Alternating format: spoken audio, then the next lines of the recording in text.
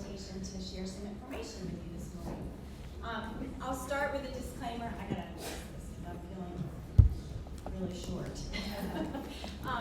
I'll start with a disclaimer. This was a really big topic to speak to inclusive employment, and it really is kind of everything that vocational rehabilitation does. Thank you very much for the adjustment. And so I am a representative today. We have many folks that work with our organization who can speak to this topic, and probably better than myself. Adrian mentioned our business relations representative team, and they are actually having a state level meeting today. So you get me instead of them. I ask for your grace with that. But again, thank you for having me today, and we're going to kind of dive in. I have some interactive components and some videos, so you know what happens when you try to get fancy with stuff like that. So we'll see where that takes us today. All right. So what are we trying to accomplish in our time together this morning? Well, I hope to dig into a little bit what is inclusive employment, explore that, talk about some myths about inclusive employment, but then also explore the supports that are available to job seekers and employers to achieve inclusive employment, and then hit on the benefits of inclusive employment. So we'll be reviewing actually a lot of what you've already heard this morning, but maybe taking a little bit of a deeper dive. All right, so we're going to start with a poll. Again, we'll see how this goes. So if you have a device, let's see, it's going to be grumpy with me. Let's see, right here. Let me try this another way, because I just logged into this. Here we go.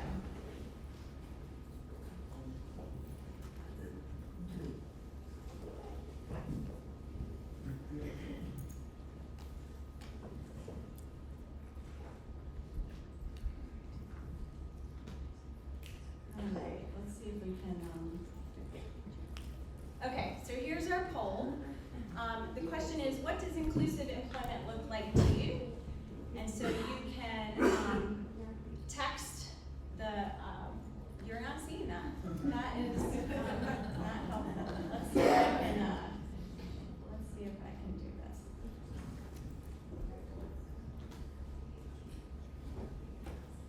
How about now? There we go. Okay, so if you can text Stephanie HAN 819 to 22333, or you can also join by web, so the address is here. But if you want to pop in your responses to what does inclusive employment look like to you?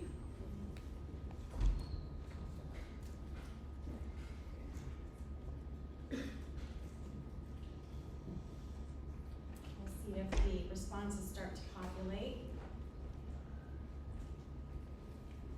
If not, we're going to quickly shift to the shout out your answer method. So we'll see. Oh, wait. Supports.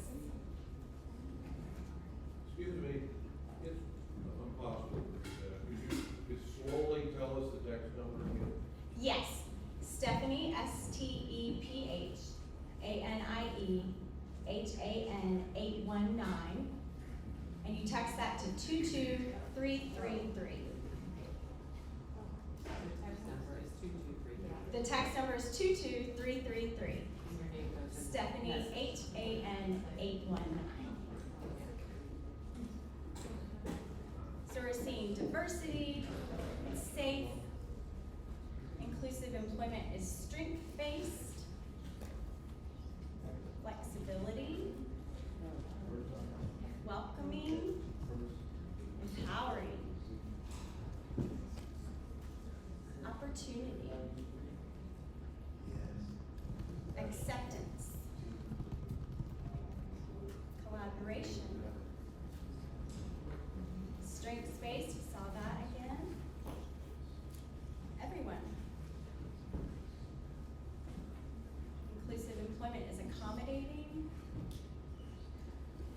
stable, worthwhile, enriching work with supportive colleagues, patient,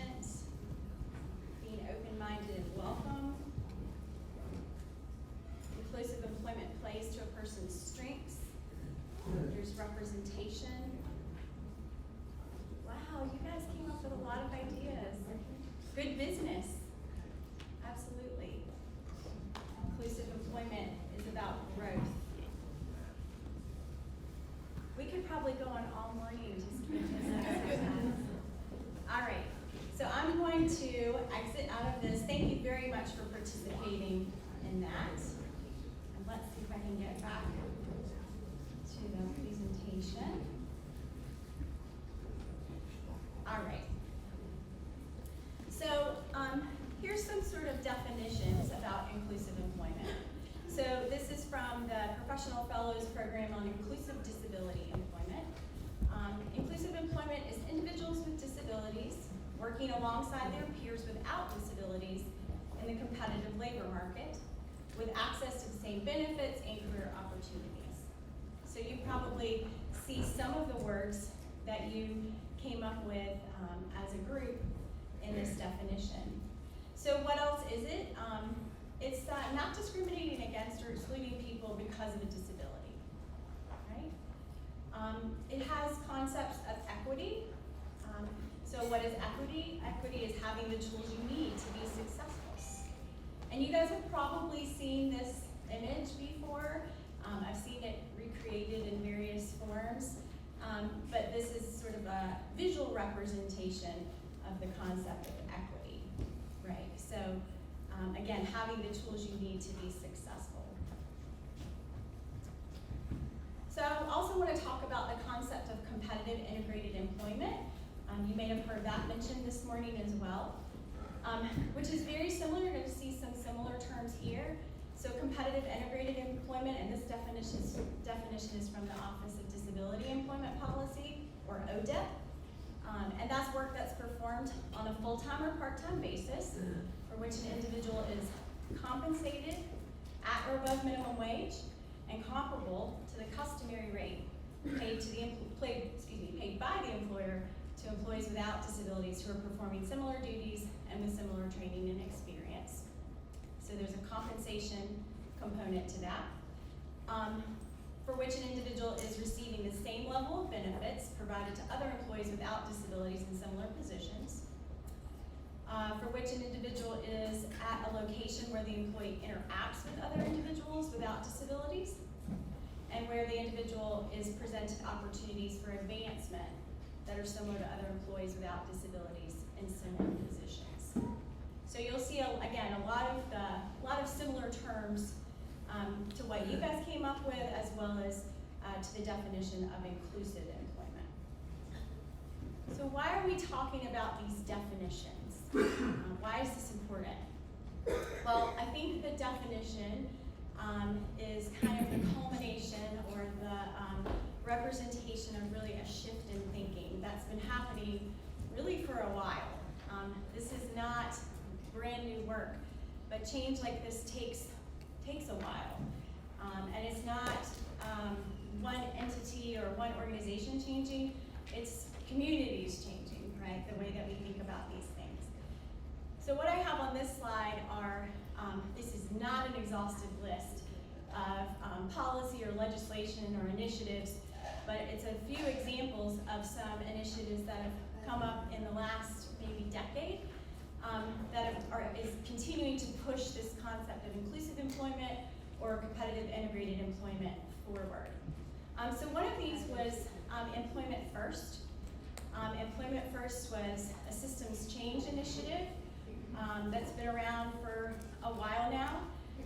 But in 2019, in North Carolina, Governor Cooper signed Executive Order 92, which formalized Employment First in our state. So it made North Carolina an Employment First state.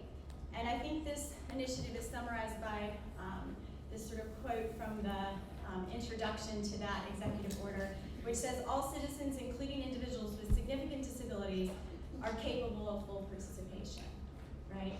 So that is representative of that sort of shift in thinking towards inclusion. So I want to show a quick video clip, and this is just, this is from some of the Everybody Works NC campaign information. Actually, no, I take that back. This is the Employment First information when the executive order was passed, and shares one North Carolina citizen's reaction to this initiative. So let's see if we can get there.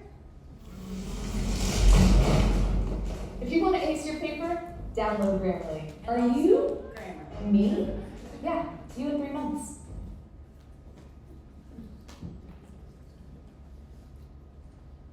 I was born with a severe hearing loss that my mom didn't learn about until I was 3, after I was nearly hit by a car when I was running and chasing a ball.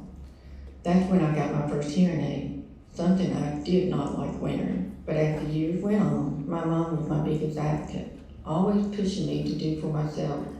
To this day, if I say I can't do something, she'll get on me, along with my husband and my daughters too. That stubborn attitude I had helped me to become very independent, and it became important when I was diagnosed with retinitis pigmentosa at age 32. I have tunnel vision. I denied it for a long time, joking that I was just clumsy, but 11 years later, I had to stop driving. Slowly losing my eyesight has been very hard. I have to learn new ways to do a lot of things, including how I work. I enjoy working and am very grateful that the state provides assistive technology when we need it. I have a white cane I call Seymour and a CNI dog named Otto. I was nervous about bringing my dog to work, but my bosses said it was okay. We'll work it out. I'm so thankful it did, because everybody loves Otto. He rides the bus with me and makes sure I stop at intersection. He keeps me from falling down the stairs, and there are a lot of stairs in front of our building. That's important because I still enjoy wearing heels, and I don't want to give that up. I was so happy when employment first started because it helped people see that just because a person has a disability doesn't mean they can't do the job. With the right equipment and accessibility, we can do so much. All we need is a chance to prove it.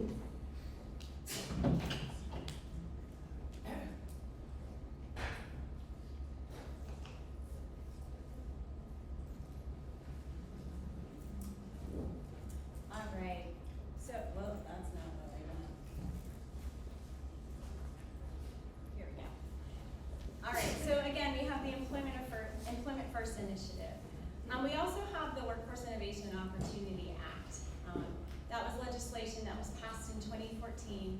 This is really, really substantial legislation for our workforce system, and including the Vocational Rehabilitation Program. So what does this have to do with sort of the shift in thinking? WIOA was a comprehensive piece of legislation, but it promoted the inclusion of people with disabilities, not just in the VR program, but across our workforce development systems. WIOA focuses on employer-driven services, and you might think, well, you know, why is that important, or what does that have to do with inclusive employment? Because this is part of the shift of looking at employment as this sort of charity model, and I think that was mentioned earlier this morning, to a model of connecting talent with employers, right? And people with disabilities are part of that talent pool. So focusing on the needs of employers helps us to make those good matches.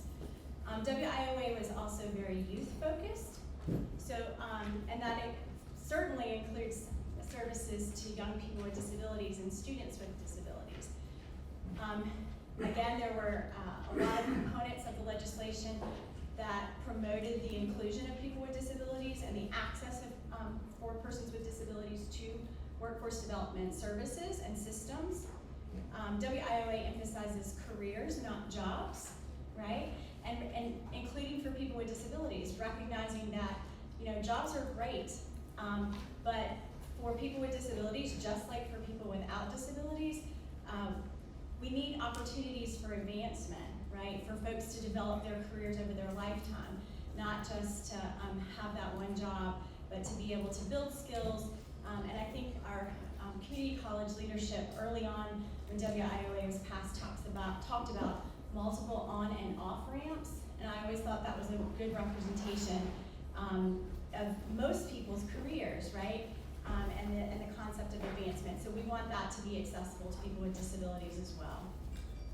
WIOA also put in place a program which I spend probably 85% of my time on, called Pre-Employment Transition Services. And so again, there was this focus on building skills and abilities and exposure exposure to work and exploration of careers for young people with disabilities, namely students with disabilities. So again, significant legislation that's been pushing and changing our thinking towards the value that people with disabilities can bring to the workforce. There's also, as a part of WIOA, there was some legislation, Section 511 of the Rehab Act, that was effected, and that really focused on raising expectations and promoting options by requiring workers with disabilities to complete certain requirements before accessing sub-minimum wage employment. So then that includes accessing transition services that are available under the Individuals with Disabilities Education Act, so in our public schools, as well as accessing the Vocational Rehabilitation Program, career counseling, and pre-employment transition services.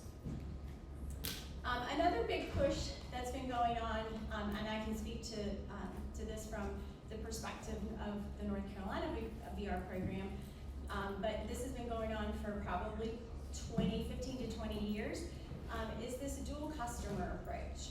And so what I mean by that is recognizing that for the Public Vocational Rehabilitation Program, which is, again, geared towards supporting individuals with disabilities and connecting them with employment. For our program, we really have two customers. We have the individual with a disability who is a job seeker, and then we have business as a customer as well. So I'm going to show another video clip that kind of emphasizes that connection.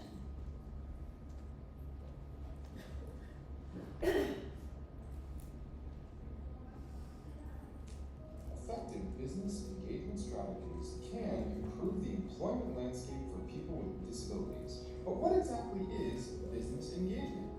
Business engagement is interaction between employers, vocational rehabilitation, and other partners that results in improved outcomes for both parties. All business engagement relationships are not equal. Business engagement can range from consultation to long-term strategic partnerships. It requires approaching employers in a listening rather than an asking mode, and building ongoing opportunities for problem solving and program development. While many organizations are increasingly focused on engaging businesses in the design of education and training programs, employers still struggle to find workers with the skills they need. By listening and better understanding the needs of employers, vocational rehabilitation agencies can bridge the gap between employers' demand for an educated and skilled workforce and the supply of workers with the skills for the labor market.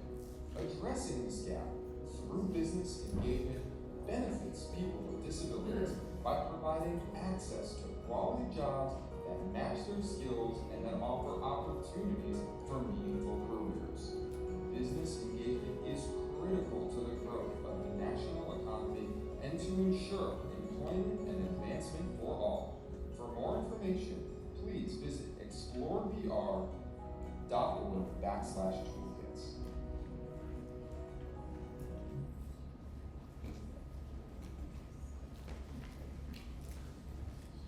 So hopefully that gives you kind of a quick summary of this concept of dual customer approach through business engagement strategies. And again, what it focuses on is the needs of business and the recognition that businesses exist not just as employers but as business, and then recognizing that there is a need for talent, and people with disabilities bring tremendous talent to employers to help meet those needs. And then additionally, how VR, specifically as an agency, can provide those job supports to kind of connect that talent with the needs of business. All right, so we're going to move into sort of a myth-busting section of this presentation. So we're going to explore 5 myths and then talk a little bit about why they're myths, and then talk about some VR services and supports for both job seekers and business. Okay, so myth number 1. People with disabilities are not qualified applicants. I don't think that's true. And here's some reasons why. So a disability doesn't mean that someone lacks education, that they lack training, that they lack experience, or that they have the inability to perform the essential functions of a job, right? Those things just aren't true. What it may mean is that certain aspects of the job have to be done differently. And we've talked a little bit about that this morning. You heard some of the panelists reflect on that. I also want to give credit because I pulled a lot of information from a lot of different resources. So these myths or summary of myths were generated by the Society for HR Management, or SHRM. So definitely want to give credit there. So let's dive into this a little bit further. So what are some VR supports and services that that are kind of addressing this myth? Well, we can provide support for training and post-secondary education to the job seeker. So you heard Adrian talk a little bit about that this morning.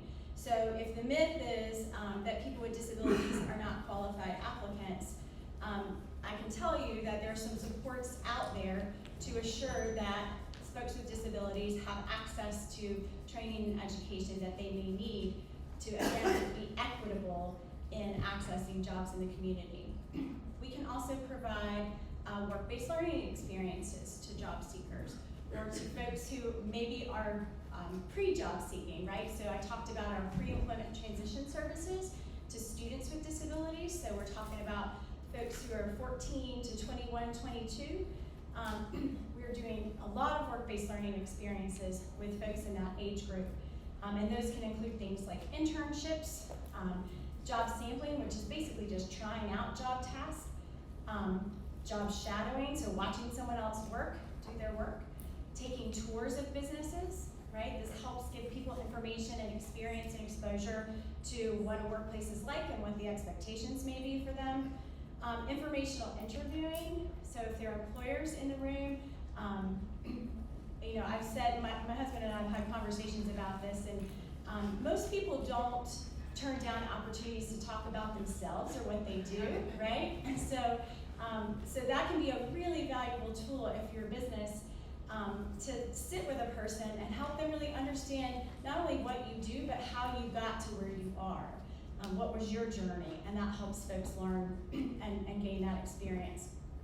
On the job supports, so Adrian talked and our panelists talked this morning about their own experiences with job coaching as a support. So let's jump over to sort of the business side of the house and what kinds of supports and services we can use or provide to business to help combat this myth of people with disabilities are not qualified applicants. Well, we can help a business by conducting job analysis, right? So really kind of studying the job, breaking down what does the job actually involve, how has the job been done in the past versus how could it be done differently to maybe make it more accessible or help the job to be performed by a person who maybe does things a little different. Job applicant screening, right? So Adrian talked about the importance of making good matches from the start. That's like probably 75% of it, right? It's just making a good match from the start. So VR can help business by really screening applicants, looking at your job description, talking with you about what your needs are so that we can get that applicant that's a good fit. On the job training, there's actually a formal program which involves VR helping to subsidize an employee's wages for a period of time during their onboarding. So kind of helping them to get up to speed. And in this case, the employer is actually doing the onboarding, just like the employer normally does onboarding and the training, but we are working with the employer to develop a specialized training plan, and then again, providing some subsidized wages during that training period.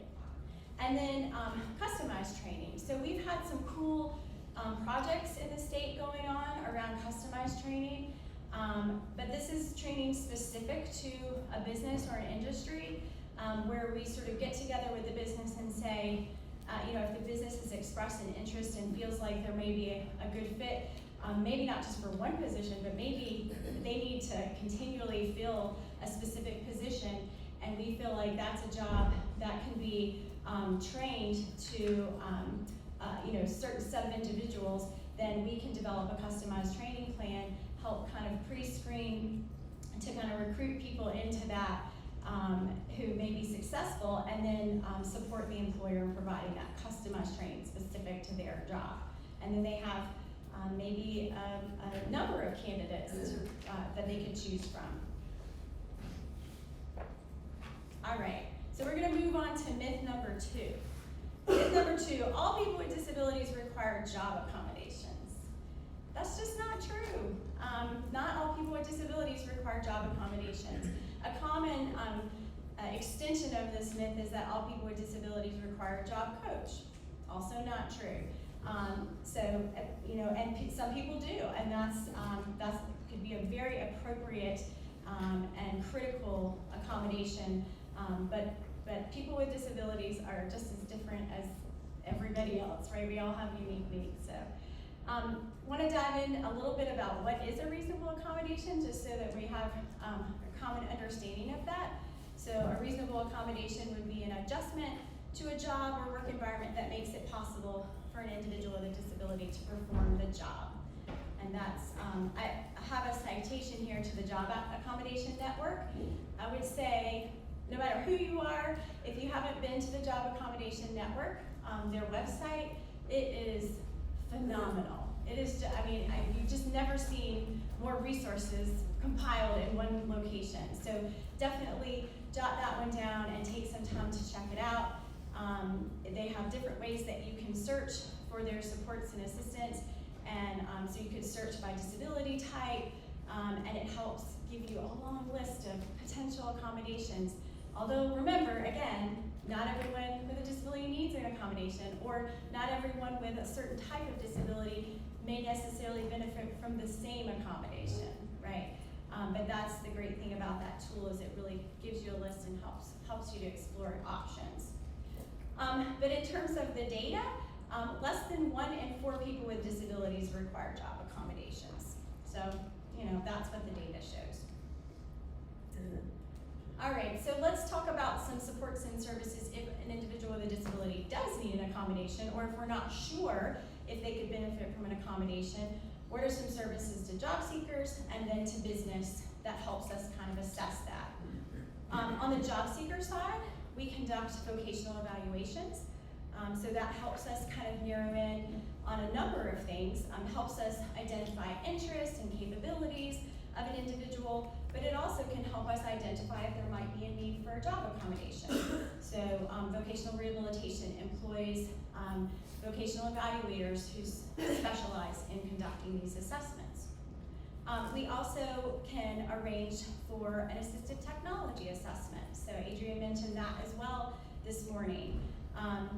If an individual requires assistive technology to benefit them on a job, then we could also support them in training them to use that specific equipment. Have to give a shout out to our sister agency, the North Carolina Assistive Technology Program, or NCATP. Again, huge resource. They have a equipment lending library that can be tremendously helpful for folks as they're trying to figure out the best tools to use on the job.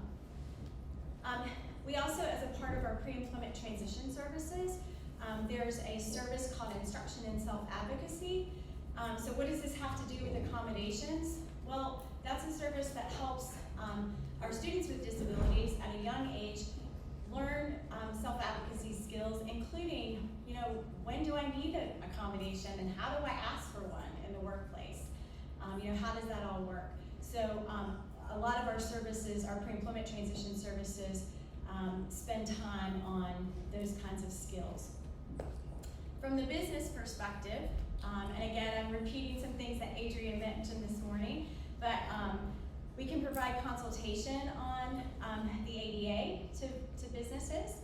We can provide technical assistance on recruitment and hiring practices. I think that's something we forget about. We jump straight to a person with a disability actually working on the job, but we forget that if our processes of hiring and recruiting aren't accessible from the beginning, you will never see them right? They'll never get to you. So we want to make sure that those processes are accessible as well, so we can provide consultation on that. And then also disability awareness training. So in North Carolina, our business relations representatives are trained to provide a specific form of disability awareness training called tilting at windmills. So you can Google that in your free time. And we get very good feedback from employers who have chosen to have one of our business relations representatives come and present a module or two to their staff.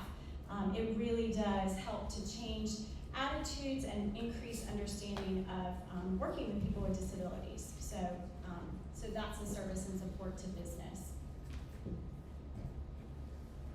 So myth number 3, I'm doing a time check. Okay.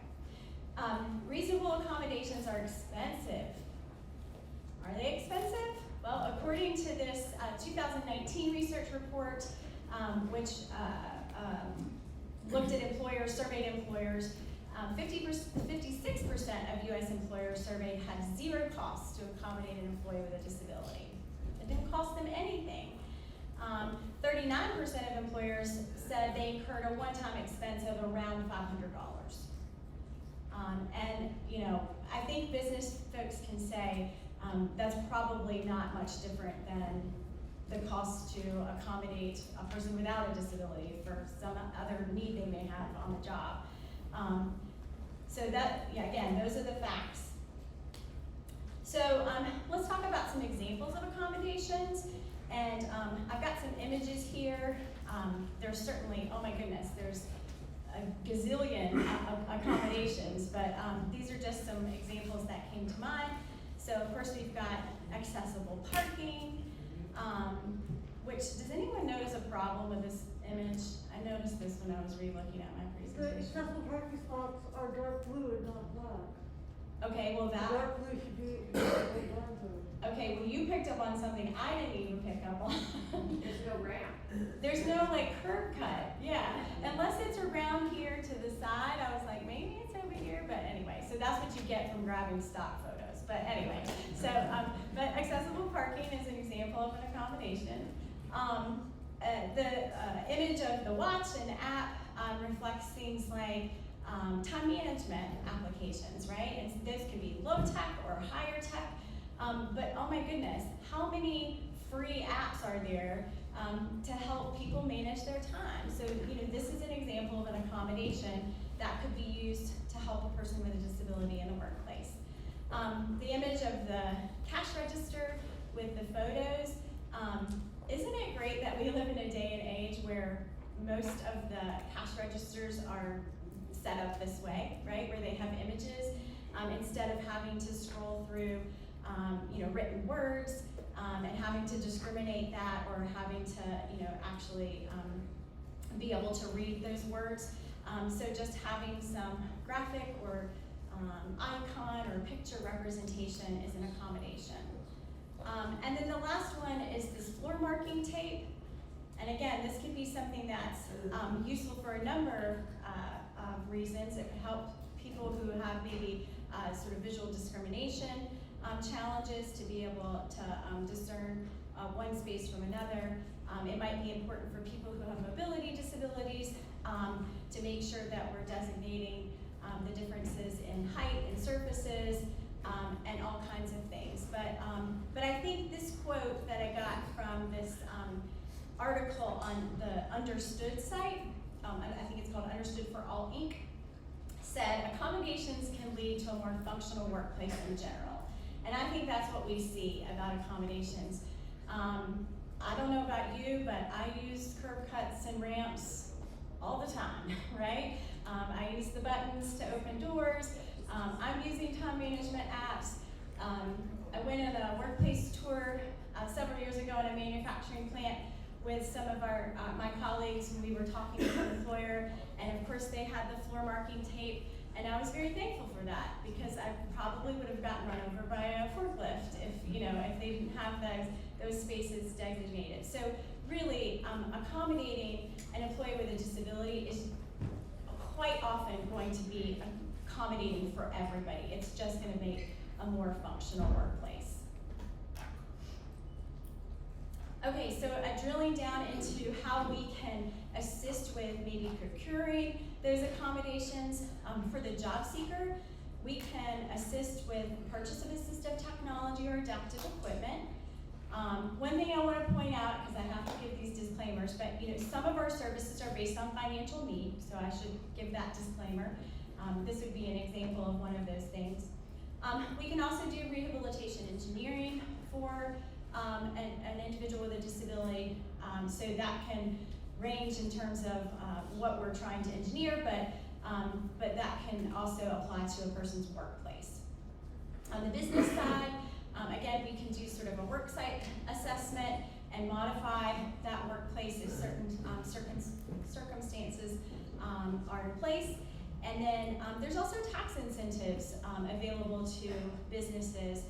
Again, Adrian referenced this before, but specifically the disabled access credit and architectural and transportation barrier removal deductions are tax credits that employers may be able to benefit from related to making accommodations to their physical space. All right, so myth number 4 and 5, I think we're gonna kind of address those together. But myth number 4 here, managers can't expect the same level of performance from employees with disabilities. And I actually heard this reference this morning. I think it was the Purple Bowl that talked about this, but that's just not true. So the EEOC, the Equal Employment Opportunity Commission, does not consider lowering employment standards to be a reasonable accommodation, right? We have to expect the same performance of a person with a disability that we would expect of a person without a disability. And the performance should be evaluated the same way, whether or not an employee has a disability. Myth number 5 is people with disabilities aren't available or don't want to work. Now, judging by this room and how full it is, I would say that that is definitely a myth, right? I think we can all agree to that. So I have a couple of videos that speak to myths 4 and myths 5. Stop dieting. Seriously, don't bother dieting again, ever, because you don't need to. If you...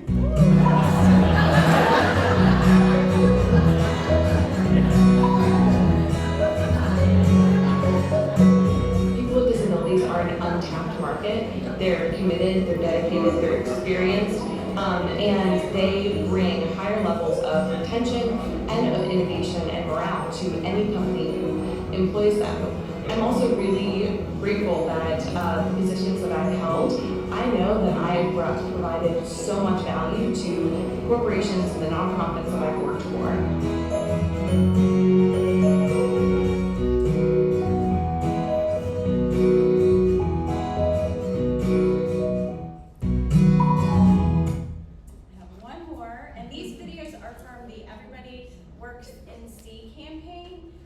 From 2017 by the North Carolina Council on Developmental Disabilities. So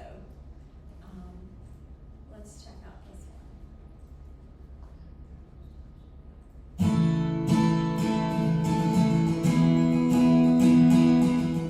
I love about my job are two things. It's allowed me to continue to do the jobs that I was trained on for. I mean, I'm a CPA. I've been a CPA for almost 40 years.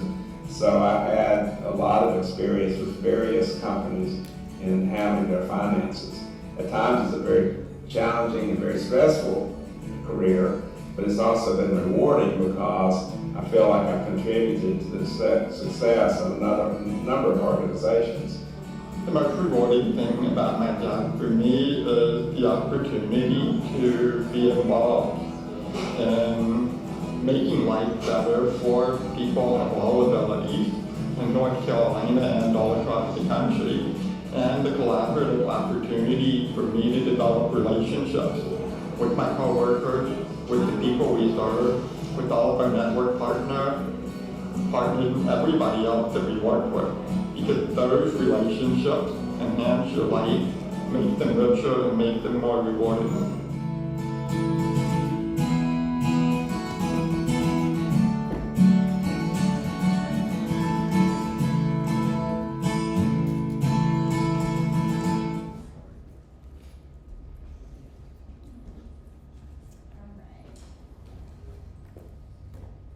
Obviously, if there is a damaged tooth because of decay, fractures, whatever, the way we can improve the oral health is you want to have Right, a, Mark, okay. Yeah, that first video, I'm not sure where that was going. Just glad we filled that before we got much further. So again, I mean, you're hearing the voices of citizens. Some of you might be in the room, I'm not sure, but we may have some celebrities amongst us. For sure, people with disabilities are available and they do want to work. Again, this was such a great campaign and such a good representation of a lot of information, a lot of data. It's from 2017, but this was from the Everybody Works NC campaign. We've already heard some statistics this morning about the employment gap. This is not where we need things to be, right? We need more people with disabilities in the workforce. This statistic here, 40% of businesses can't find talent to meet their workforce needs. And I would say today that might be even higher. We keep hearing about the difficulties and challenges of finding people to fill positions. So from this data in 2017, we had 4,301 VR job-ready candidates with disabilities seeking employment. So there were people with disabilities who are ready to work. And again, there's some other information here about the staying power of employees with disabilities. So 1 in 3 employers reported people with disabilities stay in jobs longer. They're rated equally or more productive than coworkers and achieve equal or better job performance ratings. So again, our myths 4 and 5 just simply aren't true. And this is a more updated employment to population ratio. Maybe looks a little better, but this is not where we want things to be, right? Okay, so again, some supports to the job seeker and business related to these myths 4 and 5. So in terms of getting folks ready, getting job seekers with individuals ready to be seen and to market themselves to employers, we offer employment marketing skills and job seeking skills training. So again, our business relations representatives are experts in providing those services to our job seekers with disabilities. We can also provide job search assistance, and that can range in terms of the level of intensity, I guess. So it could be really just a matter of connecting a job seeker with leads all the way to more selective placement assistance. So you guys, some of you are providers of supported employment, or you've had family members, or you yourself have participated in supported employment services. So that would be a more intensive level of job placement or job search assistance. And then exploring self-employment, and I think you're going to hear a little bit more about that this afternoon. So that's certainly a service and support to job seekers in terms of considering inclusive employment options. On the business side, and I spoke to this a little bit already, but vocational rehabilitation can help businesses recruit and fill positions, and that could be just like what Adrian was discussing before. I think a lot of the placements that we assist with are that sort of one-on-one, an individual comes in, individual with a disability is ready to look for work, and they say, this is what I'm interested in, or we help them sort of arrive at that. And then we work to identify employers who are hiring in their level of interest. But then we also can develop these sort of long-term strategic partnerships with business to maybe fill more than just one position, right? And so that tends to be partnerships with maybe larger companies or corporations, so we can really think long-term and help them meet those continuous hiring needs. Retaining workers with disabilities. Sometimes things change on the job, right? And so what was working for a person with a disability isn't working so great anymore. Or sometimes people acquire disabilities in their lifetime, and so we're dealing with having to make adjustments for that.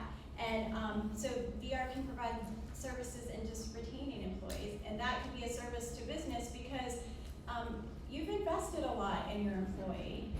You don't want to turn them over, right? You want to keep them in your workplace. So we definitely want to be there to support that. We talked about some on-the-job supports like job coaching or on-the-job training, and then follow-up is also a key and critical component to that. VR is just one piece of the follow-up. We work with individuals until they're placed and successfully for 90 days, at least 90 days, because some employees they are placed for a much longer period before we finish working with them. But follow-up is key and critical to what we do. It's not, we don't place and pray, right? We place and then we follow up. All right, so I think that I don't think that there's any doubt in this room that inclusive employment is beneficial to people with disabilities. I think that making that match, incorporating vocation into someone's life is meaningful for a million different reasons. This slide outlines the inclusive employment benefits to business. And I think Alan spoke to this morning as well, but just to kind of repeat some of these things. And again, this is from a website called Understood for All. It's an article, The Hidden Value of Disability Inclusion, 5 Benefits. Boosting the company's bottom line, right?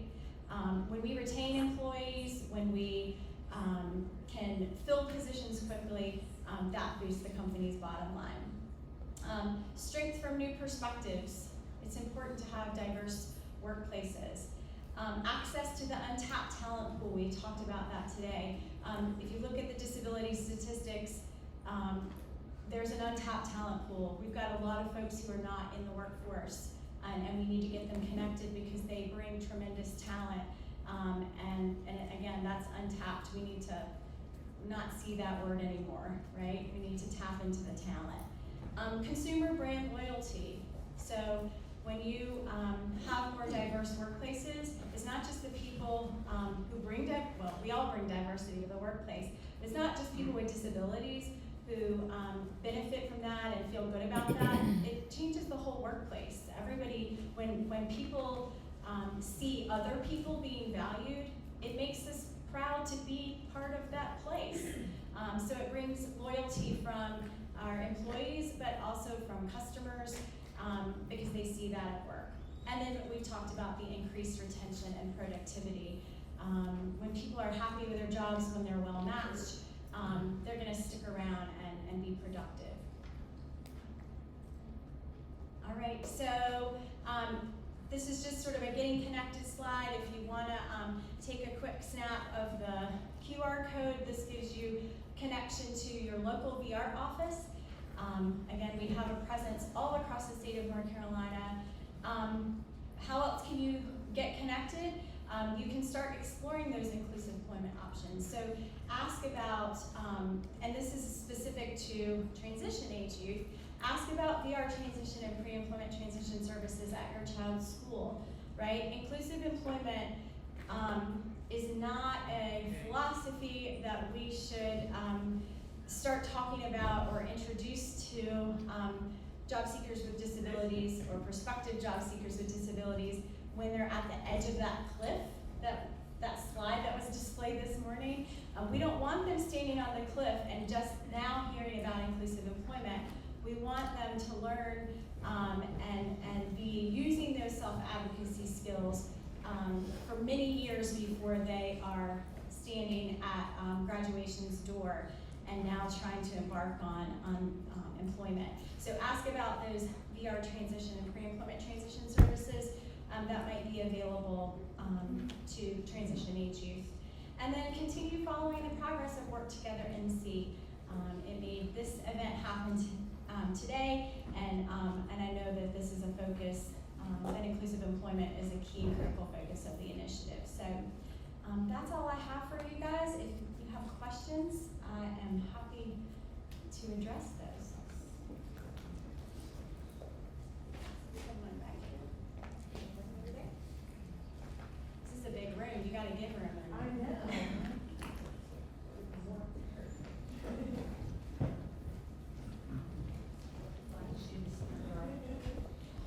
Is there any discussion in your field, in the department, of replacing accommodation, in quotes, with universal design? Because I feel like accommodations is pretty much baked in negative now in people's minds. And if these things were in place for all employees by universal design, we wouldn't have to ask an employer to change things.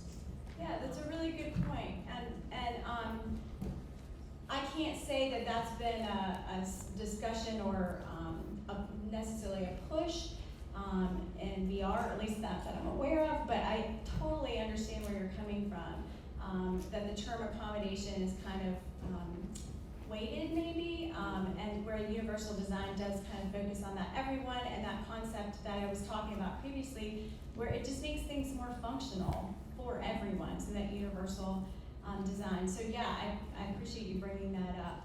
It's an excellent point.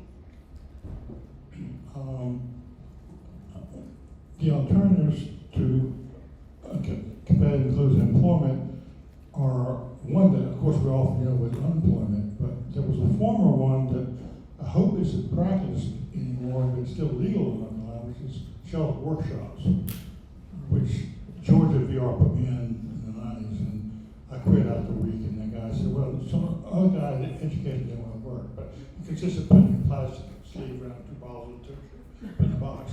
So I hope VR doesn't do that, and is that still done in North Carolina by private employees, or you know?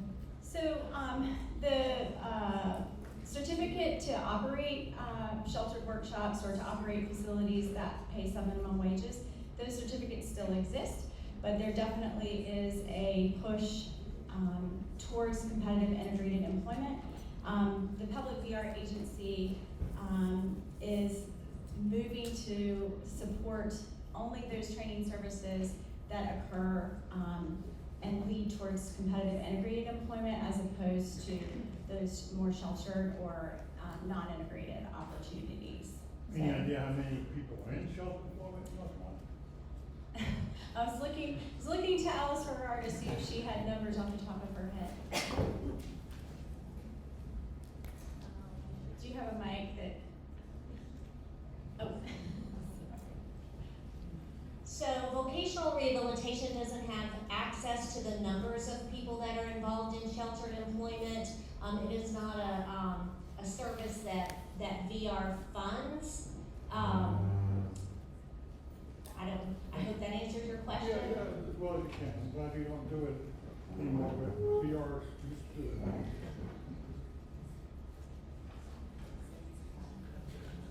Oh, thanks. Well, thank you for this session. It's very interesting and helpful. Earlier on today, one of your colleagues talked about how the Department of VR is maybe building out new services for individuals with more significant disabilities. And I'd like to hear more about that, because for my son, we went through about a 6-month process of getting referrals, getting evaluations, getting other evaluations, meetings, and then finally at the end of that they said, well, your son doesn't have the skills to be employed. So it was super frustrating. I would like to know at the beginning, what are the unspoken criteria to actually benefit from all these services you're talking about, because we were not able to access them. Yeah, I think Alice can speak to that. Alice Ferrar is our Chief of Employment Services with the division, and so she's been involved in several initiatives related to that. So thank you for that question. I certainly can understand the frustrations that it sometimes takes to move through this, what sometimes can be a long process. We are working with our team of VR counselors to not necessarily move in a quicker fashion, but provide a better set of services so that our individuals who are interested in exploring competitive integrated employment have opportunities to make informed choices about what they do. And one of those services that we are currently developing is a supported internship. I know that Adrian spoke this morning about internship opportunities to help people explore work, and that is a really fantastic service, but the way it's designed today, it has some limitations in the supports that we can provide during that internship. So we are hoping to develop a service that'll offer some more intense supports, so an individual can really explore the kind of work that they want to do. That's the first service that we're working on. Others are kind of down the road a little bit. I don't know if that spoke to your whole question. Sort of. I would also advocate that better communication be provided to families at the outset, so they understand what the process might look like and what, again, the unspoken criteria. I know my son's capabilities. I understand he has some pretty profound disabilities, but some, good strengths. I think those should have been factored in at the very beginning of the evaluation process to say yes, no, instead of going through all these layers at the end and only to find out at the end that there's nothing there in the middle. For him at that point, I'm really excited to hear about the potential new sources. I think more truthful communication about what the services, what kinds of clients really meet the criteria of the currently available services would really help, as well as a roadmap of what may be coming down the pike as those services are expanded. Yeah, and I think that the needs that you speak to is also some of the focus of Work Together NC. We're recognizing that as agencies and organizations and partners that there are a lot of holes for families. These are complex systems. And putting them on a list makes it sound like, oh, bingo, I can just ask for this and then tomorrow I have that. And we know it doesn't work that way. I think that hearing you say that, share that feedback helps us all recognize how complex the system is and try to figure out ways that we can make it easier for folks to understand exactly what you're getting into. So is this process a 6 months process or is this a 4-year process, that I'm getting into. So thank you for making that point. As a parent of an individual with significant disabilities, I find it quite dismaying to hear that Voc Rehab would judge that anyone was unemployable. I do believe there's a job out there for everyone, and I think I would like to hear that DVR would work a little harder to find those types of employment opportunities for everyone. Thank you. Yeah, well stated. Well, and I think that the shifts that I was referencing in the law are moving in that direction. It is really a requirement for folks to pursue the VR process so that we're not just making any assumptions about a person's capability to work or to benefit from the services, that we engage them with the system and try things first, that's a priority. Along that same line, those individuals who are adults without clear diagnoses, there are many who are neurodiverse in many ways and who don't obtain a diagnosis, who still have limitations. How can VR help those individuals, and how would parents and those individuals access support and services? So there is a part of our preliminary assessment when we're determining whether someone qualifies for our services might involve us conducting further assessments or arranging for further assessments to try to gain clarity. So it really kind of depends on what has been documented and what we can go on. I think as a principal as well, we do try to use existing information that gives us a functional picture of what a person needs. So again, it kind of depends on the situation, but there are some opportunities to access assessment services to identify what a disability may be as a part of our eligibility determination process. Thanks for your presentation, it was really informative. So I have a question. Not everybody gets VR services. Some people are on long waiting lists to get through the process to get VR services. It takes a long time. I think we're in an unprecedented period, right? We just have had a huge lockdown, and we know that so many employers have lost staff doing every kind of job in every kind of environment. And I wonder what the state has done specifically to sort of engage this maybe once in a lifetime opportunity to have a link to all of these places? We can drive through the triangle every day and see on every corner job fair, that, you know, employment needed here, employment needed there. And it's mind-boggling to say, as a parent, how can I help my son, who's sitting right here, get a job? He can't go in there and ask to, you know, fill out an application. He can't approach a supervisor, an employer, and say, this is who I am. So, you know, there's some ethical issues, I think, and then there's some moral issues. As parents, we want our kids to work, we want them to be busy, we want them to be productive. But it's not so easy for a mom to go in and say, hello, I'd like you to hire my child. You know, my child is an adult, you know, my adult child. So, you know, we rely on professionals to help us, but the professionals aren't always there or available, or they go just so far. Do you have some advice for the families here? How could we approach this we advocate for our kids in every possible way for their entire lives? What should we do? How can we approach employers? How do we know which ones are interested in talking to us? And how do we make that happen for our kids? That's a lot of questions. Let me try to tackle. First of all, I appreciate that you recognize and want to be a partner in that process, right? I also recognize that not every parent is a job developer or, you know, a human resources professional, right? You know, we're parents. That's how we inherited this responsibility, right? So I think that connection with VR is obviously a first step. The willingness to partner, communicating the strengths that you know. I mean, I think we need to help sort of build an asset map, right? We need to be able to help market individuals to employers. So it's important that we receive input from families because you know your child.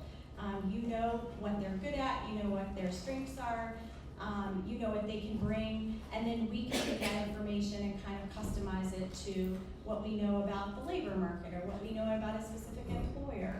I also, and this probably doesn't address your question in terms of now, but I think connecting folks with services early, again, I talked about pre-employment transition services, but I think there's this recognition that this is a process, that we have to help individuals and families plan for this over time, because we don't want folks to end up at that cliff and feel overwhelmed with, now I'm trying to connect my child with employment, but we've missed all these steps along the way, building those self-advocacy skills or helping them to learn job-seeking strategies, and getting connected with those supports takes time. So I wish I had a single magic pill answer, but I will say that being willing to partner is really key and critical, and that's working in your favor, being a partner in the process. Good morning. Just piggyback off what you said. Parents are not aware of a lot of resources that are out there for their children. I've been doing this for 21 years as a job coach, and I find that at age 16, 17, 18, parents don't know information about vocational rehabilitation and what services are provided for their child, or if there's any services. So I guess getting information out earlier to parents, because they need it, but just getting information out earlier to parents. Yeah, and this is a little off presentation topic, but more where I more my wheelhouse, but we do have formal agreements with the majority of our public school systems in North Carolina, and dedicated vocational rehabilitation counseling staff associated with those schools, and part of that is to disseminate that information to make sure that we're getting folks connected, because it is so important, and it is amazing sometimes how folks can make it to their exit year of high school and not have heard of some really critical resources, and we just do not want that to happen. So I think the push for pre-employment transition services allows us to really provide some specific skills training beginning at age 14. So that could even be some middle schoolers. But again, all of that is about getting folks information early in time for them to use that information. So. I want to piggyback on that and talk about the business side of things, and that many businesses in this area have partnered with and are members of the Chamber for the Greater Chapel Hill Borough. And I will say it was an amazing chamber to be a part of. And so I think that is maybe something that to bridge the gap between services and employment partners and how to match them together would be maybe directing questions to the chamber and asking which businesses have expressed interest in employees. I know that the chamber provides calls at least once a month and maybe more, and they do them in small groups to match. All during the pandemic, restaurants were in one and retail was in another, and all these things. So the chamber would have knowledge of a lot, and they've been pushing on the business side. This seminar and other things, they've been talking on the calls about this. So I think if we can partner together with the community, that it would help at least this area here. Yeah, absolutely. And we definitely have VR representation. Our VRRs are often involved at chamber events and also workforce development events to stay connected. So I know that was one part of what you were asking before. All right, thank you so much, Stephanie. I see there are some more questions.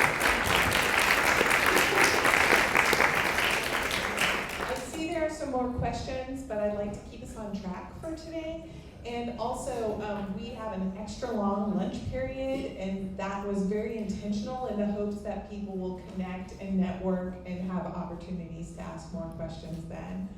So at this point, I'd like to invite our next speaker, Jonah, to come up to the podium. Thank you. Everyone hear me? All right, great.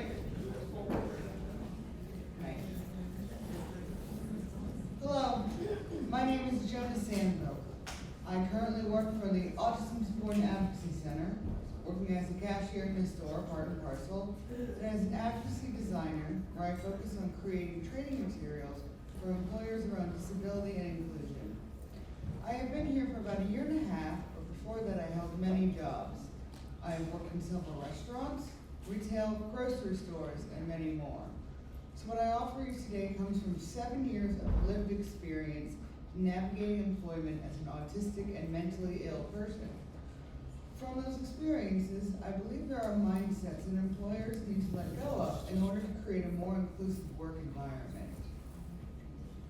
We need to eradicate ableist subtleties that pervasively exist in our communities, our schools, our homes, and our workplaces. These subtleties exist in physical spaces, in language, and in behavior, but they are all rooted in ableist mindsets, and the beliefs people hold about what it means to be disabled, to be autistic, to be neurodivergent. When these mindsets change, the manifestations of ableism in physical spaces, language, and behavior will disappear. The first mindset employers need to shift is that employees need to be able to do everything in the job description, no matter what or who. Not being able to do a part of a job description should not prevent someone from being considered for a job. Some parts of a job description are not tied to the heart of the work and can be shared among other staff. Employers need to think more flexibly and creatively about how tasks are divided and completed across all of their team members, and recognize that certain tasks can actually have more fluidity. Job descriptions need to be evaluated before the position is posted for discriminatory and exclusionary phrasing. Ableist language in these descriptions can prevent disabled people from being hired or deter them from even applying. Some examples are, must be able to lift 50 pounds, thrive in an energetic work environment, ability to stand for extended periods of time, or anything that specifies typing, speaking, hearing, or walking. Instead of saying speak, say communicate. Instead of saying stand or sit, say remain stationary.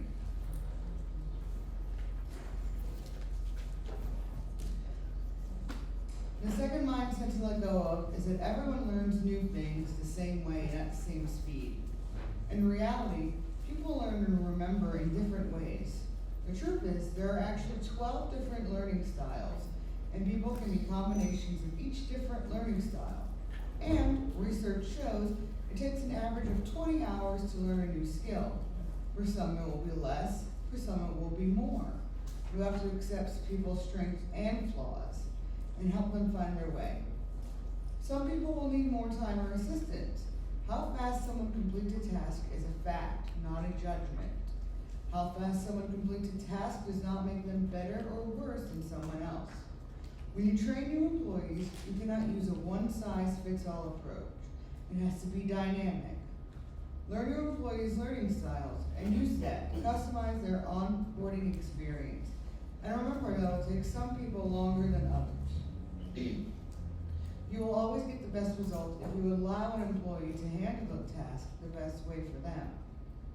Remember, someone may have a disability that is visible, and some may have disabilities that are hidden. You can't make assumptions, and you have to understand that it is a person's choice to disclose their disability status. You may or may not know if someone is disabled. Either way, whether someone discloses or not, they both deserve to have their disability respected. The idea that accommodations are only if you can see evidence is hurtful. The language you use is critical. Even if you believe the task is simple, there's always going to be someone who will struggle with or cannot do it. Many times people will say things like, this is easy, or anyone can do this. But when it's not easy for someone, they feel inadequate, and make them afraid to ask for help. Instead of saying things like, everyone can do this, or this is super simple, say things like, this is something I'm personally good at, as well as these coworkers, so if you need help, please ask. That is phrasing that not only highlights that you are good at your job, but makes your other coworkers look good, and makes the other person feel comfortable about asking for help.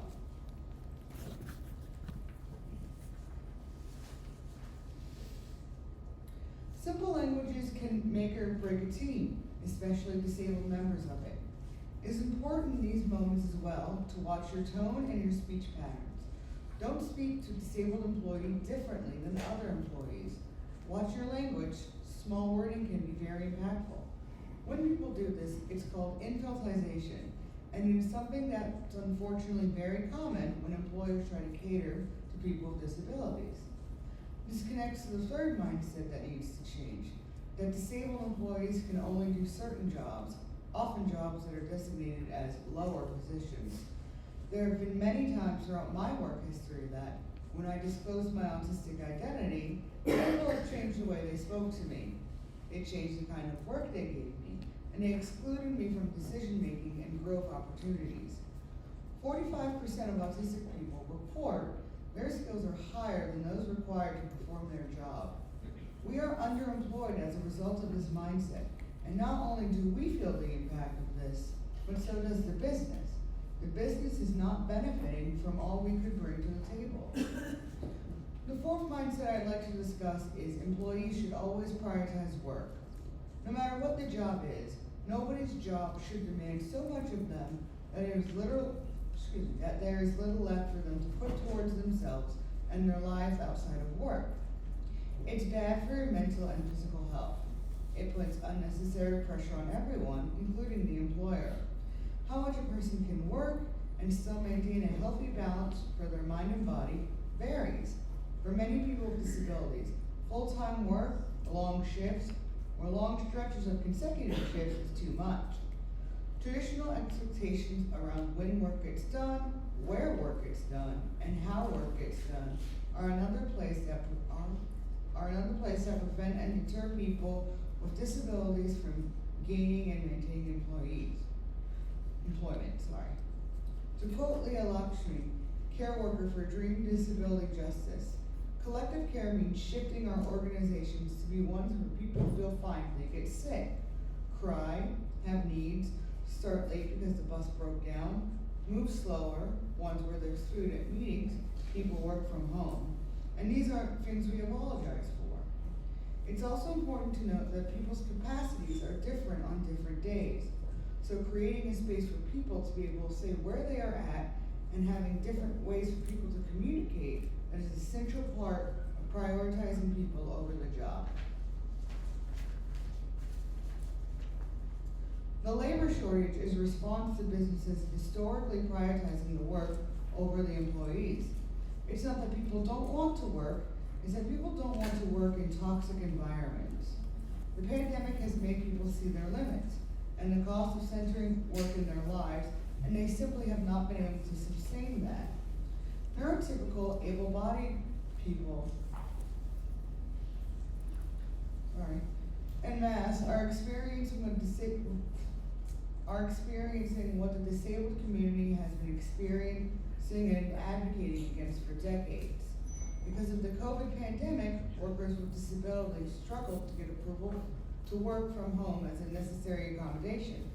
Once that need for accommodation extended to the majority of the population without a disability, workplaces rapidly found ways to make remote work accessible. As employers, your future is in listening, learning, and adapting. If you look at the page provided on your table, we have included an image that shows you the signs of thriving, surviving, struggling, and in crisis at the top. This gives a good general view on how an employee might be feeling and how it affects their work. It's important to know where on the scale your employee is. If they are thriving, acknowledge their great work. If they are surviving, respect their space and check in with them. If they are struggling, offer assistance and reassure them that you are not upset with them or their performance. If they are in crisis, offer to discuss what's upsetting them and see if there's a way for you to help. Sometimes it will be obvious how someone is doing, and sometimes it won't. It's a good idea to communicate with your employees to learn more about them. That way you will understand them and their life better, and you can give helpful and specific assistance.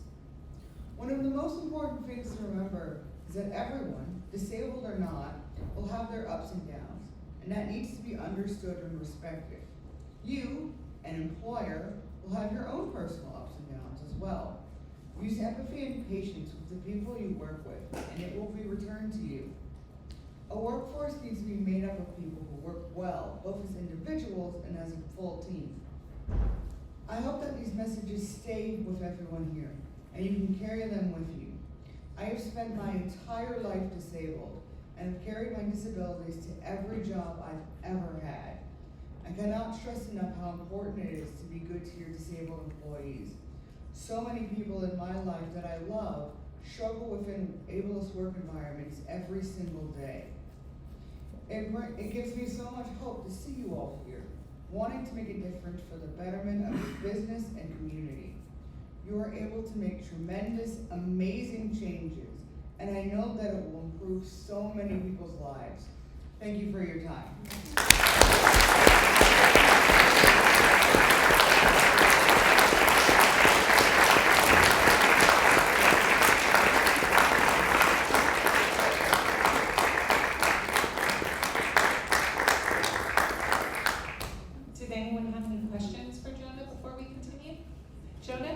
Jonah, would you be okay with taking some questions?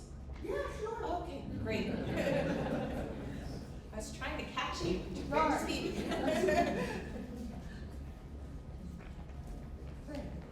I got short legs, I shouldn't be that fast. Yes, questions?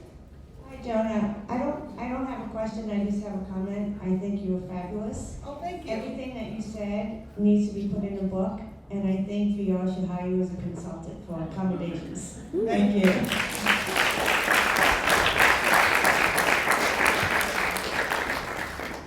I really appreciate what you said about using language carefully and not infantilizing folks.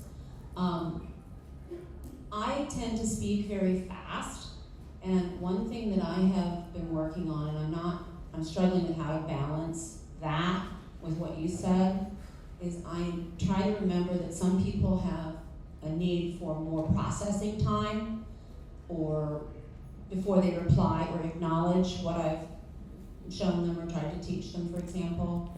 And if I speak too quickly, then they needed time to process it or word find. And that could be for any number of reasons. Yeah, I also talk very fast, so I'm sure where you're coming from. Another thing besides just working on trying to speak slower is if you know in advance what you're going to say, or at least kind of a basic guideline, you could maybe print it or type it up, and that way not only will people be able to hear, they'll also be able to see what you're saying, and I personally am much better with visible learning than listening. So not that I'm not a good listener, just that it's helped. That's personally for me, and I know a lot of other disabled people who fall under that, so I think that could be a helpful idea. Anyone else? I don't think so. All right. Anybody else? Thank you so much, Jonah.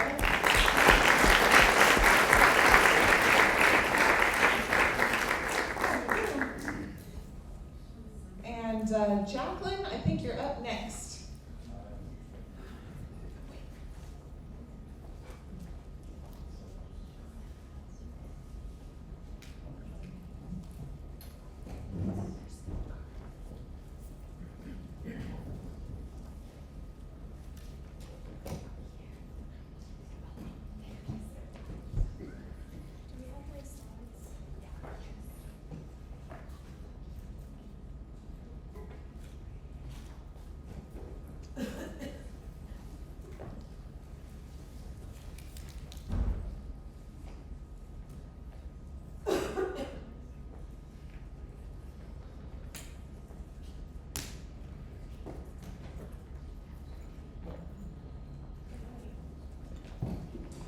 Everyone. I'm Jacqueline Bogueler, still getting used to saying my new last name. Many of you know me as Jacqueline Googans.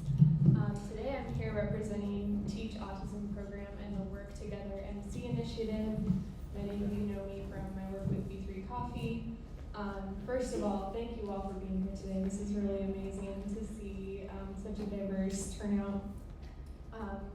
And really just so much momentum happening toward this, and I really feel that Work Together could help really generate action around all of what we're hearing today. And so I'm going to talk a little bit about this systems change initiative that's happening and just starting. It was a grant awarded by the Administration for Community Living to Teach Autism Program, but it's going to be very community oriented in the way it's implemented, involving state agencies, employers, self-advocates, and service providers.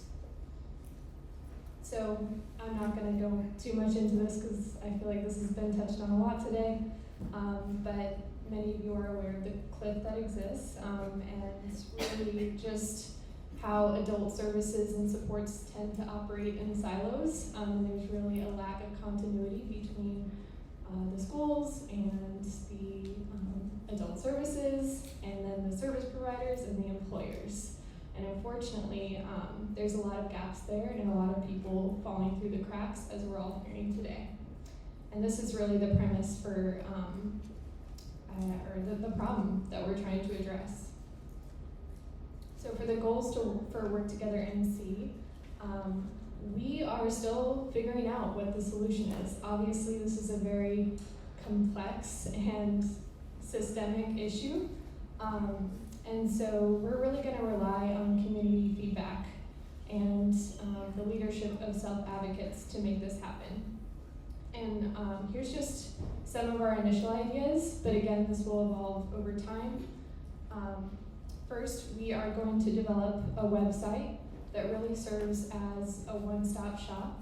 We're calling it kind of an Amazon of transition resources for service providers, employers, self-advocates, and families to be able to access everything they need to know about how to get registered with VR, how to access resources around higher education or community living, or whatever it is that they're pursuing in terms of services or groups to get connected with, just all in one place, because I feel like that awareness of resources is the first problem, which is what one of the parents brought up today. It's like, we don't even know this exists, right?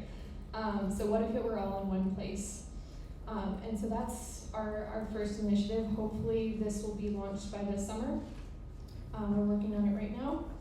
And the second is we really want to see more teamwork happening between organizations and employers, really all of us who are here today. I feel like what's really unique about this event is that we're all communicating with each other, and oftentimes you don't see that. It's usually there's an event for service providers or an event for employers.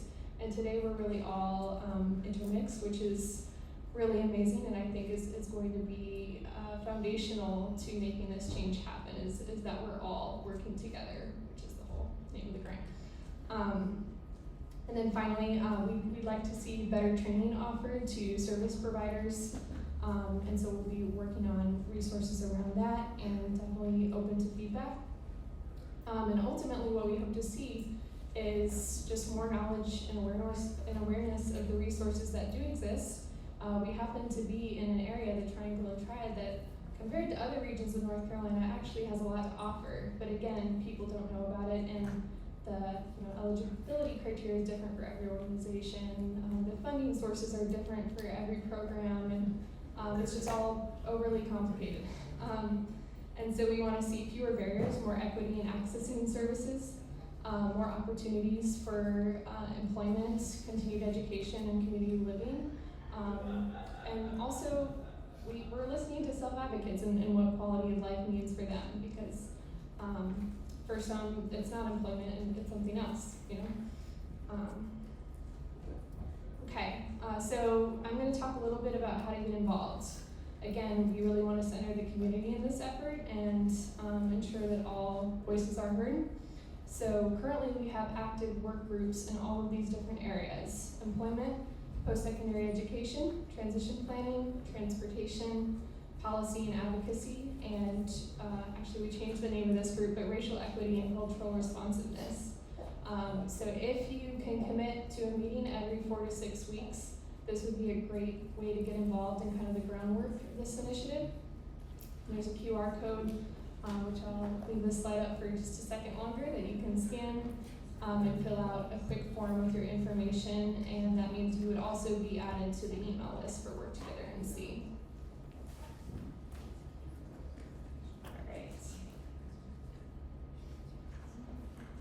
And again, these are open to anyone: parents, self-advocates, community members, allies.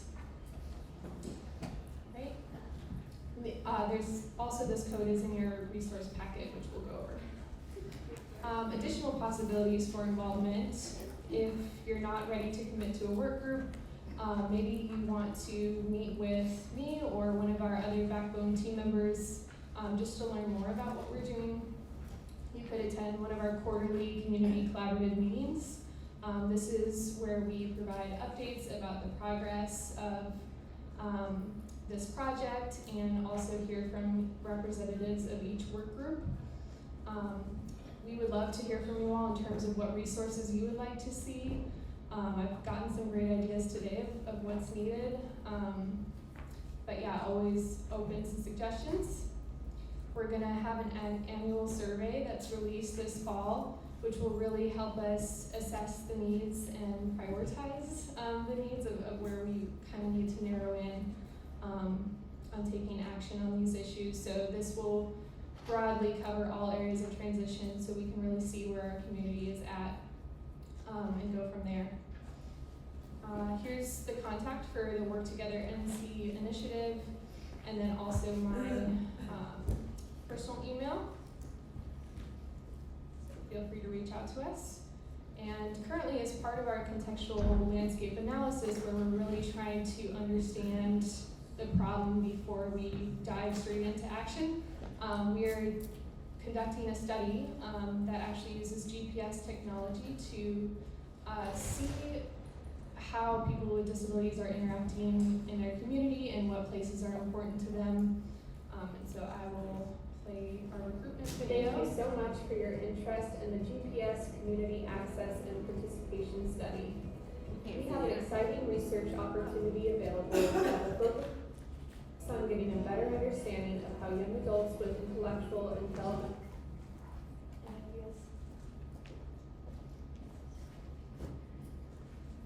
disabilities participate in their communities and access resources. We are asking a select group of adults to wear a GPS tracker for 2 weeks to see how they are participating in the community.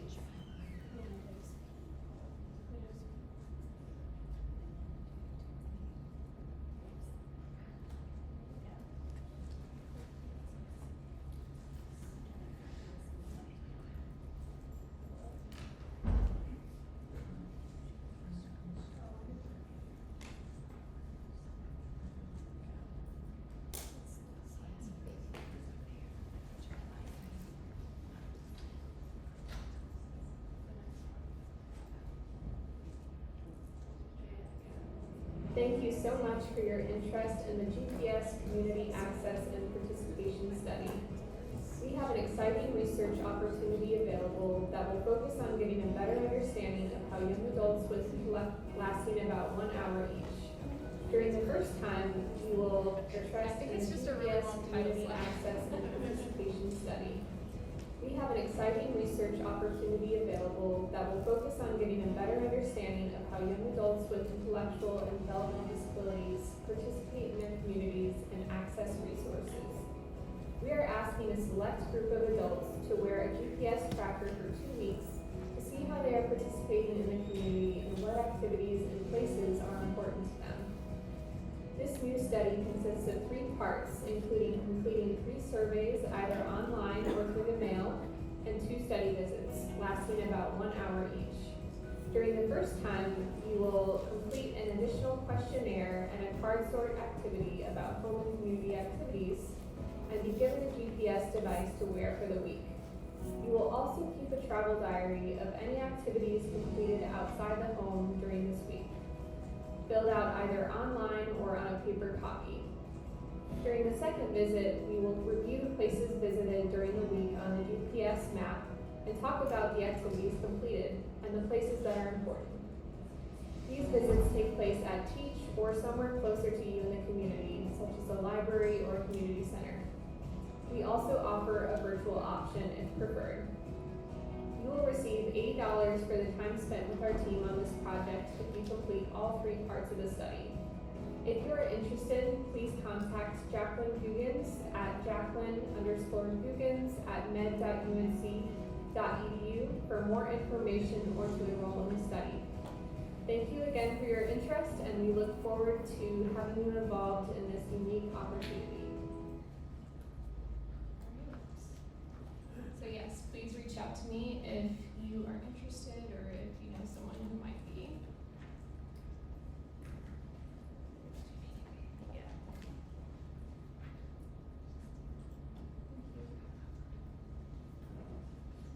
All right, so here's what I'm really excited about. And so much of what's been said today, I feel like is really leading up to this. And so here's what we would love to ultimately see come out of this effort. More connectivity between service providers, employers, and then self-advocates and families. And the way that we could do this is through some kind of inclusive employment coalition. And the name of this may change, the concept may change over time, but essentially what we hope to do is partner with employers via the chamber, which was brought up, or some other organization that has employers readily available, and then offer training, networking opportunities, annual events. Some of you may be familiar with the inclusive markets that we've started doing, where we bring together inclusive employers for a holiday market and a spring market actually in the same room. The next one will be December 5th. To really highlight what's being done in our community around inclusive employment and provide visibility for those who are doing it. Also, our website will be a key connector between all of these different stakeholders. And yeah, we hope that we can partner with the Chamber to provide some kind of certification program that would train employers in disability etiquette and inclusive hiring practices, partnering with some of our state agencies in that, and also create some kind of recognition program. Some of you may have seen the Dementia Friendly initiative. We were somewhat inspired by that, where businesses have a sticker on their storefront that says, "This is a dementia friendly business." What if in the Chapel Hill Carborough community we had something that said, "This is a neurodiversity affirming business or inclusive business," and what could that do for increasing customer loyalty and really bringing about all of these benefits that we're talking about? So yeah, that's really the concept. Again, we're totally in the brainstorming stage right now and trying not to get too much into action before we really understand the problem and get community feedback. But yeah, here, just to go into some more detail about it, we would really like to require that anyone who is an employer who's involved in this is receiving ongoing training. And it's not just an initial meeting and then, we want them to receive ongoing support. They would also attend this potentially as an annual event, which we would love to see happen. By the way, fill out your feedback cards because this will really help us determine whether this is something that the community wants to see again. And of course, many of these benefits have been already discussed today, but really the reliability and talent of a population that has really been overlooked. And in the current climate of staffing shortages, I don't think there's much more to be said about that. All right, so I do want to bring everyone's attention to the resource packets that we have. And this is really just a glimpse of what the website will look like, is how I'm seeing it. This is what we could offer you so far. So if anyone has one that I could borrow, thank you. I'm just gonna walk through it with you all really quick. All right, so first you have the contacts of everyone who's presented today all in one place. And then for this resource packet, here's the QR code for getting involved in Work Together NC, joining our email list, indicating whether you want to be involved in a work group. We also have some key statistics in this around inclusive employment. We also have some really tangible strategies that can be used for supporting people with intellectual and developmental disabilities in the workplace, things like checklists or written directions or object-based or visual task analyses, which I'm imagining that this could be given to an employer or a job coach who's really struggling with appropriately supporting an employee. We also have some communication and interaction tips. This was touched on a little bit today, but like ways to avoid baby talk, things like that. We have some tips around creating a sensory-friendly work environment, providing structure in the environment, and also encouraging self-advocacy and self-determination. We have a resource guide, and we're going to send this out in a PDF format because there's tons of hyperlinks in this document. So all of these will be directly linked in the document, and if you registered for this event, you will receive it. It's going to be posted on the same site that the registration was posted on through the chamber. So even if you didn't register, you can still access it. We have some important laws and regulations around hiring people with disabilities, as well as links. And then finally, we've started compiling a database of employment services in the Triangle and Triad, including all of the information around eligibility and what programs are offered and what types of supports are provided. And that's in this Excel sheet. If you scan this QR code, you can find a summary of all of the current services that exist, actually not only in the area of employment, but we're also working on creating databases in other areas of transition as well for higher education or community living. So yeah, open to any community feedback or questions at this time. We do have lunch provided by Jimmy John's, and we will migrate over to that table shortly, but if anyone has any questions, I'm happy to answer.